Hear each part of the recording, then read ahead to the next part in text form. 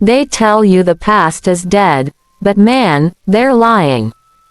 3 weeks ago, I found a rusted iron key hidden in the back of my father's attic.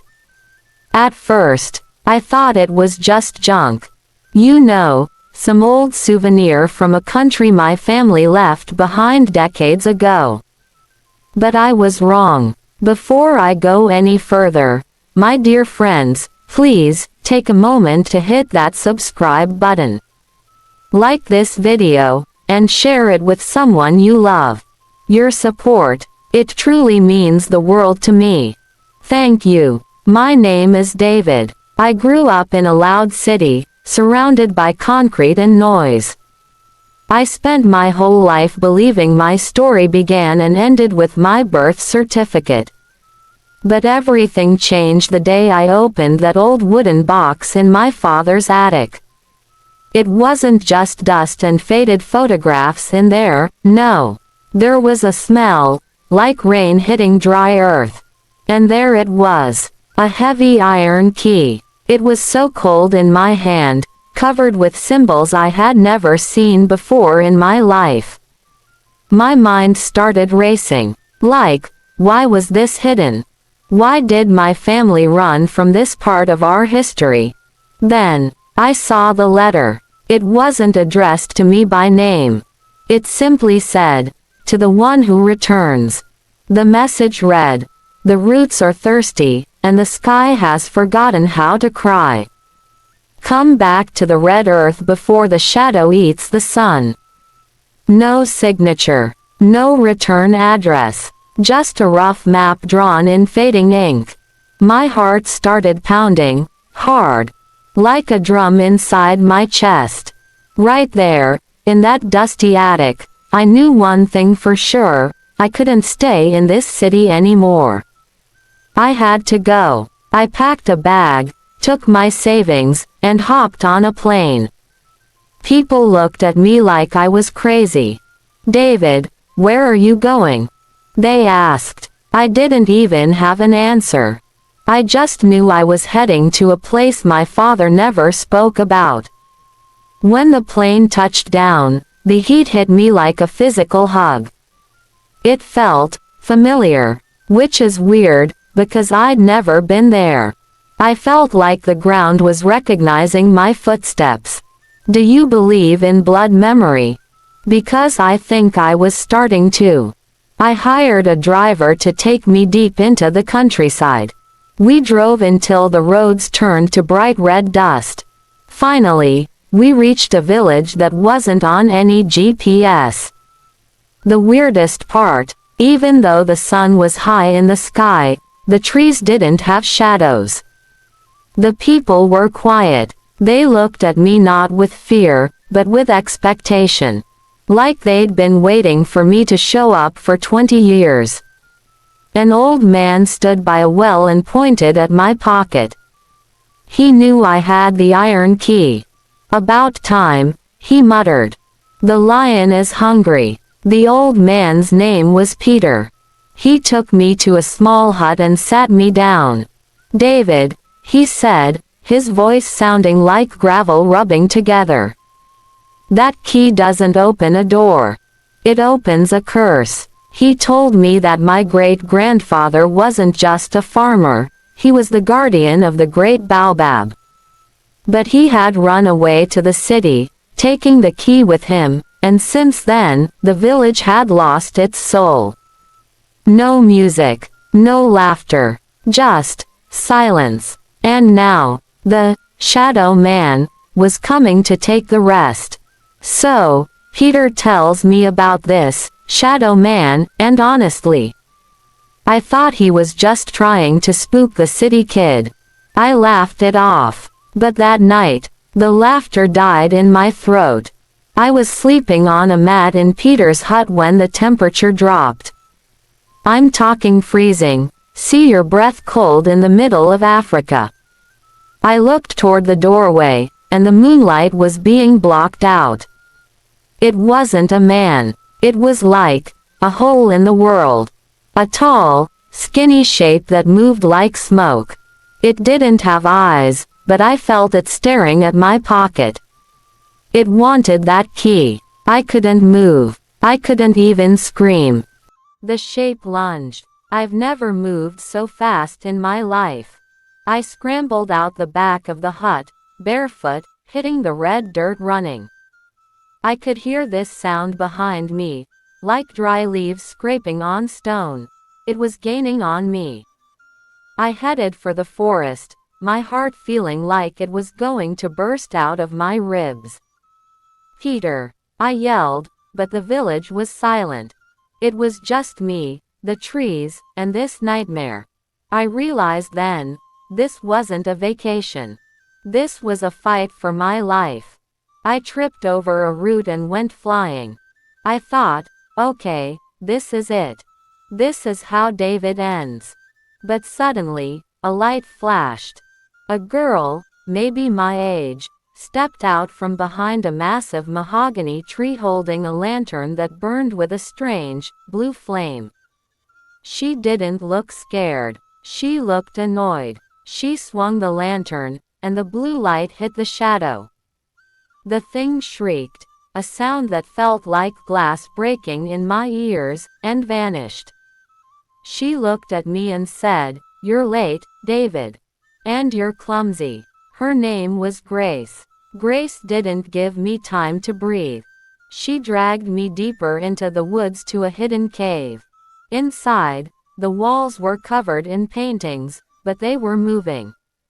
I saw a man who looked exactly like my father, but younger, holding the same iron key I had.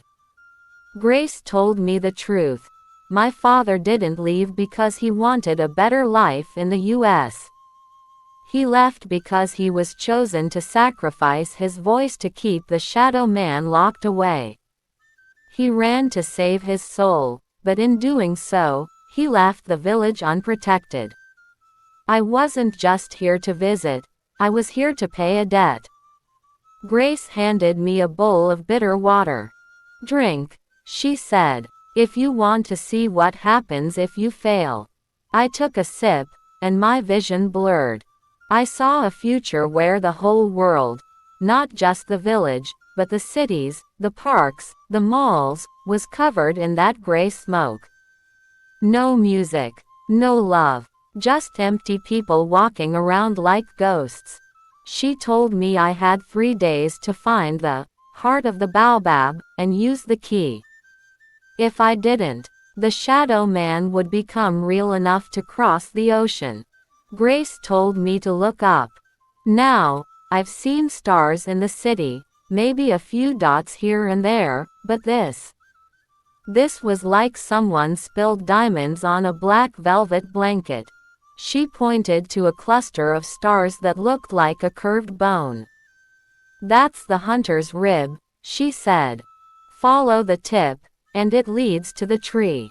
But don't look down." She explained that the ground in these woods wasn't solid anymore. The closer we got to the heart of the baobab, the more the earth would try to trick me. It would turn into water, or fire, or even memories. "Keep your eyes on the stars, David. Your feet will find the way if your heart knows where it's going." By the second day, we reached a river. But it wasn't water flowing in that trench, it was voices. Thousands of them. As we stood on the bank, I heard my own name. "David, come home. David, why did you leave us?" It sounded like my mom, then my old friends back in the States, then people I didn't even know. Grace grabbed my arm so hard her nails dug in. "It's the river of whispers," she hissed. "If you listen to the lies, you'll walk right in and never come out." I had to plug my ears with wax from her lantern and walk across a fallen log, trembling, while the voices of everyone I ever loved begged me to jump. We hadn't eaten in 24 hours, and my stomach was screaming. We found a clearing filled with bushes heavy with bright, purple berries. They smelled like the best barbecue and home-cooked soul food you can imagine. I reached out. I was starving, man, but Grace slapped my hand away. She picked up a stone and threw it at a berry. The berry didn't squash. It opened a tiny mouth and bit the stone in half. These weren't fruits, they were traps. In this part of the world, if you're hungry, the land tries to eat you first. We had to keep moving, surviving on nothing but courage and a little bit of rainwater. On the third morning, we found a giant sheet of obsidian rock, polished like a mirror, standing in the middle of the path. I looked at my reflection, but I didn't see the tired, hungry kid in a t-shirt.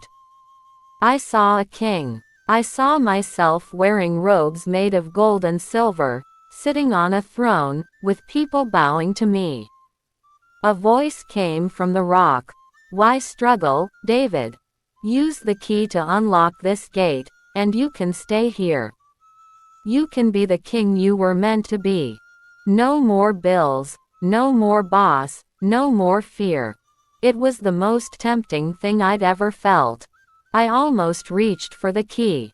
I almost gave up. The shadow man appeared again, but this time he wasn't alone.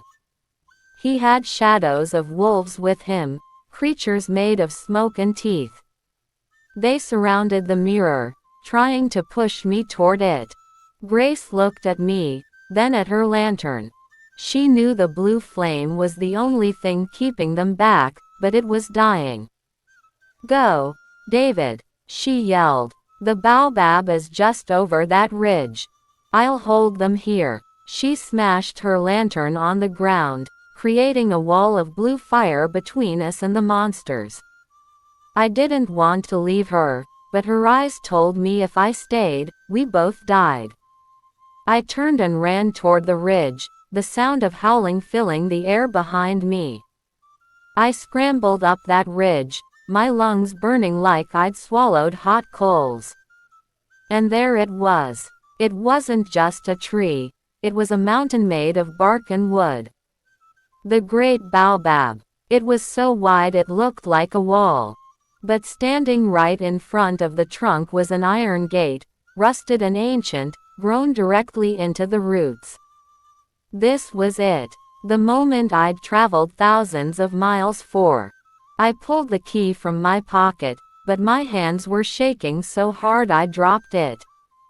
As I reached down to grab it, the ground started to shake. The shadow man wasn't behind me anymore. He was there, rising out of the dirt like a bad dream. The shadow man didn't attack. Not yet. He stood there, 10 feet tall, and his voice sounded like wind blowing through a graveyard. David, he whispered, you don't want to do this. If you turn that key, you bind yourself to this land forever. You'll never see the city lights again. You'll never hear the music of your old life. Give me the key, and I'll give you a life of wealth back home. You'll be a legend in your own world. Just walk away. I looked at the key, then at the dying village in the distance. He was playing on my selfishness. He was reminding me of everything I'd be giving up. Just as I was about to break, I remembered the smell of the attic. I remembered the look on my dad's face whenever he looked at old photos, that deep, hidden sadness. I realized my family hadn't been free in America, they had been running. They were incomplete. If I walked away now, the gray fog would eventually find me in the city anyway. You can't outrun a shadow. You have to turn on the light. I gripped the key. My name is David, I said, my voice finally steady. And I'm not a tourist. I'm the guardian. I stepped past the shadow man. He lunged at me, his cold claws raking across my shoulder, but I didn't stop. I slammed the iron key into the lock of the tree. It didn't turn easily. It felt like I was trying to turn the earth itself. I put both hands on it, gritting my teeth, screaming at the top of my lungs. Creak. The sound echoed across the entire valley. A golden light started to bleed out from the keyhole. It wasn't just light, it was warmth. It felt like a summer afternoon. The shadow man began to dissolve, his smoke turning into harmless mist as the light hit him. The gate swung open, and I stepped into the center of the tree. It was hollow, but inside, there was a pulsing, glowing core that looked like a giant heart made of amber. Every time it throbbed, a wave of color shot out through the roots, spreading across the ground. I touched the core, and suddenly, I could see everything. I saw Grace standing up in the forest, her lantern relighting itself. I saw Peter in the village, dropping his cane and standing tall. And then, I felt a heavy weight on my shoulders, not a bad weight, but a mantle. The silence was gone. The tree began to sing. The light didn't just fade away, it settled into the earth. When I stepped back out from the heart of the baobab, the world looked different. The colors were so bright they almost hurt my eyes. The red dust looked like rubies, and the leaves were the deepest green I'd ever seen. But the biggest change, I could hear it. The birds weren't just chirping, they were harmonizing. The wind wasn't just blowing, it was whistling a tune. The silence was officially broken. I looked down at my hands, and the iron key had turned into solid gold. It was warm against my palm, pulsing in time with my own heartbeat. I started walking back toward the village, and halfway there, I saw a figure running toward me. It was Grace. She was covered in dirt and her clothes were torn from the fight with the shadows, but she was laughing. A real, deep belly laugh. She didn't say, "I told you so," or, "Good job." She just walked up and hugged me. For the first time in my life, I didn't feel like a kid from the city or a stranger in a foreign land. I felt like I was exactly where I was supposed to be. She looked at the golden key and whispered, "The ancestors aren't whispering anymore, David. They're cheering." When we reached the village, it was like a movie. People were out in the streets, dancing to drums that seemed to appear out of nowhere. Peter, the old man, was standing at the center of the square. He looked 20 years younger. He walked up to me, took my hand, and led me to a seat made of woven roots. They threw a feast that made those trap berries from the forest look like nothing. We ate, we sang, and I told them stories about the city, about the tall buildings and the fast cars. And they told me stories about the stars. We were two worlds finally talking to each other. But then came the hard part. The celebration ended, and the sun began to set. I looked at my phone.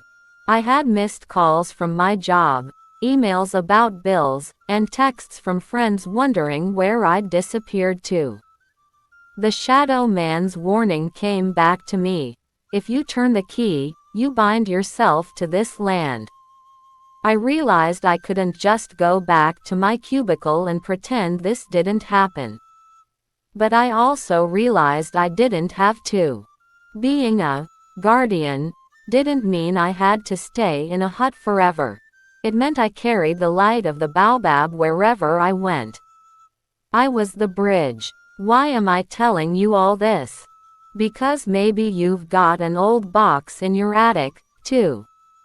Maybe you feel like there's a silence in your life that you can't quite explain.